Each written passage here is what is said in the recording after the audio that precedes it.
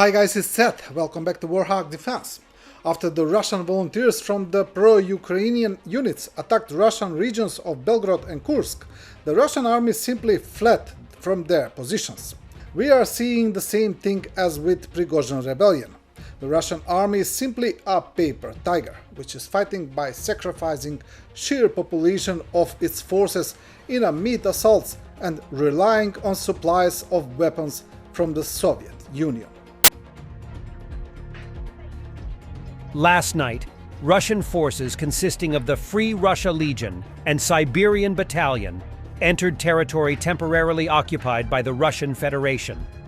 Armed with heavy vehicles, they crossed Belgorod and Kursk oblasts from the territory of Free Ukraine and clashed with the occupational forces of the Kremlin regime.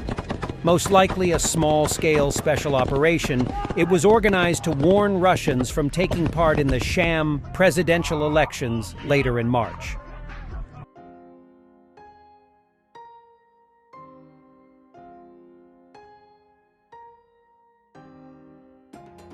Here, Free Russia forces destroyed a BTR off the Russian Federation.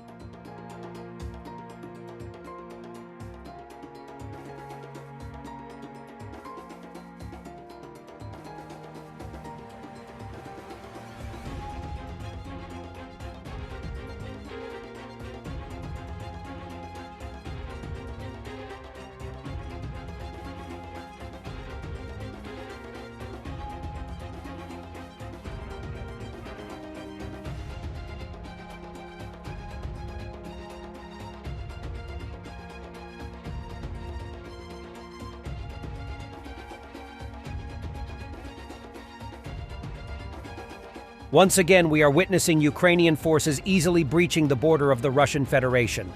It's worth noting that the Russian armed forces are supposedly at the highest level of readiness due to their active involvement in the ongoing conflict.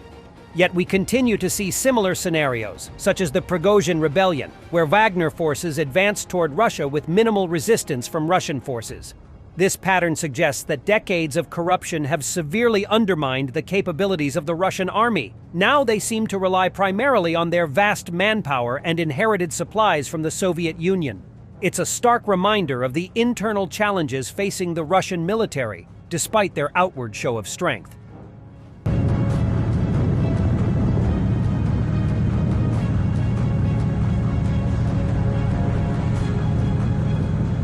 Just see how easily Russian forces are abandoning their positions inside the village of Tetkino, which is, by the way, on Russian territory.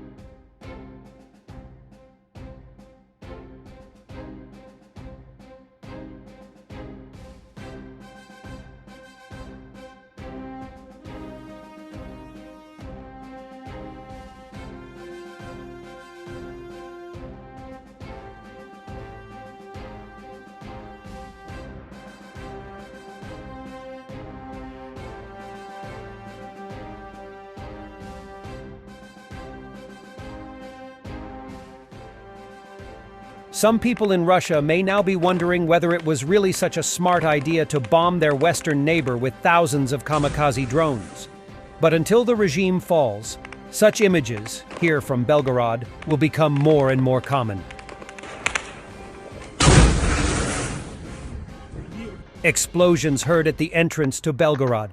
Just for clarity, highly doubtful there will be any meaningful incursion into the city itself. They serious? No wonder they're able to fool their population for so long. Russian Ministry of Defense. This morning, the Kiev regime tried to make breakthroughs into the border territory of the Russian Federation in the Belgorod and Kursk regions. As a result of the active actions of the state border covering units of the Western Group of Forces and the Border Service of the FSB of Russia, the terrorist formations of the Kiev regime have been driven back. The enemy lost 234 militants killed, 7 tanks, 3 U.S.-made Bradley infantry fighting vehicles, and 2 armored personnel carriers. there were no violations of the state border. To back up its claims, Russian sources have released footage from near the Nekotevka border checkpoint between the Belgorod region of western Russia and Ukraine, showing the loss of a tank and several armored vehicles used this morning by Ukrainian-backed Russian separatists. But nevertheless, Russian claim that the boarded is not breach is just pure nonsense, since we saw fighting near the Belgorod itself and the capture of the village of Tetkino.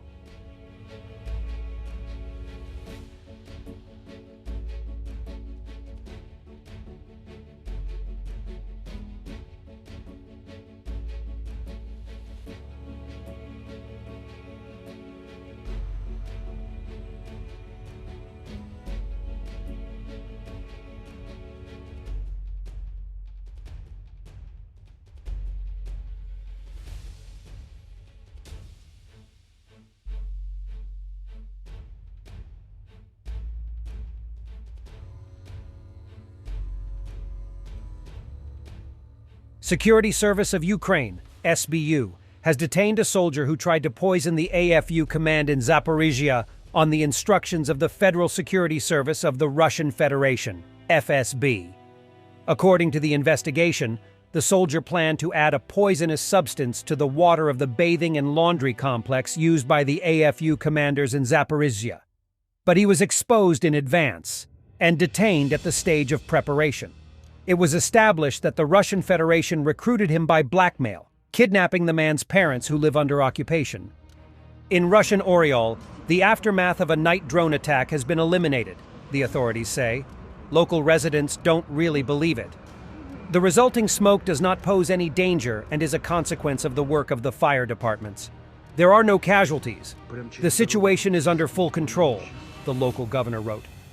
Meanwhile, residents of Oryol published a video of the burning oil depot on social media. They write that it has been burning since night. The situation is similar in Russian Nizhny Novgorod region. Russian Telegram channels report that a power plant is on fire in St. Petersburg.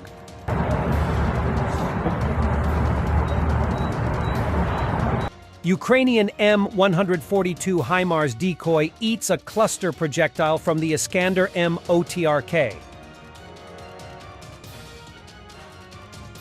Thank you guys for watching. We will see, is this incursion the end of the Ukrainian attack on Russian territory? Stay with Warthog Defense. Comment, like, subscribe, become our member and stay strong. Thanks for watching, and don't forget to subscribe. Also, if you want to support Warthog Defense, please become our member and get early access to new videos, exclusive members-only videos, and become administrator in comment section. The membership link is in the description. Rescues every day. We had a guy last week, it's 6 rescues in 6 days. You know, he's doing the job every day.